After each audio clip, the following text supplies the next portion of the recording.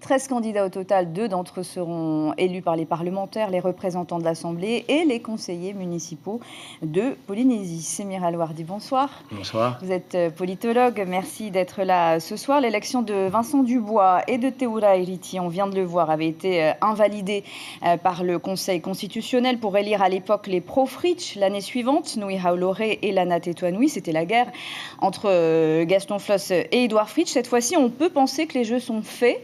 Te Varo Fritsch et Lana Tetuanui, les candidats de la majorité, aujourd'hui, sont quasiment sûrs de l'emporter dimanche ou pas ? Alors, on ne peut jamais prévoir les résultats des élections, on peut toujours avoir des surprises, mais il est évident que d'être soutenu par le président en place donne une force considérable. Si on revient sur cette histoire, justement, de Teura Iriti et Vincent Dubois, ils ont été élus haut la main parce que Gaston Floss était président. 7 mois plus tard, c'était même pas un an, 7 mois plus tard, les mêmes grands électeurs se sont déjugés puisqu'ils ont voté pour les candidats du nouveau président. Ce qui montre qu'ils ont toutes leurs chances dimanche.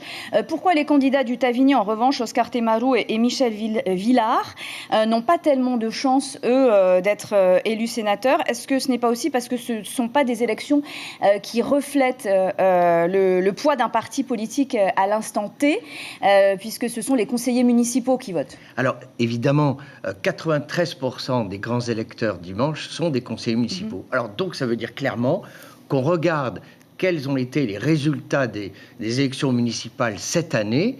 Et en fonction de ce résultat, on a une idée, justement, de combien vont avoir les Tasigny, Tapura, Tauera, évidemment. Alors, le sénateur sortant, Nui Haoloré, part aux élections avec un handicap, une mauvaise réputation de sénateur, et notamment marqué par son manque d'assiduité. Est-ce que ça va lui porter préjudice ou pas forcément ?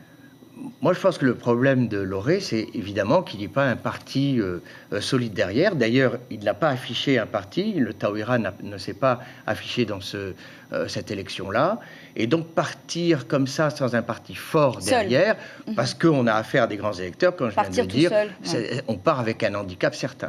Le représentant des Verts, Jacques Briand, retente sa chance. Il avait recueilli moins d'1% des voix en 2014. Qu'est-ce qui fait qu'on continue toujours d'y croire, qu'on s'obstine? Alors, en fait, il faut comprendre, par exemple, que si on prend ce cas-là, parce qu'il y a aussi le cas de Christian Vernodon qui se représente encore, mais si on prend le cas des Verts, il faut comprendre que les Verts se sont présentés dans toute l'Europe. À chaque élection, il n'y avait pratiquement rien.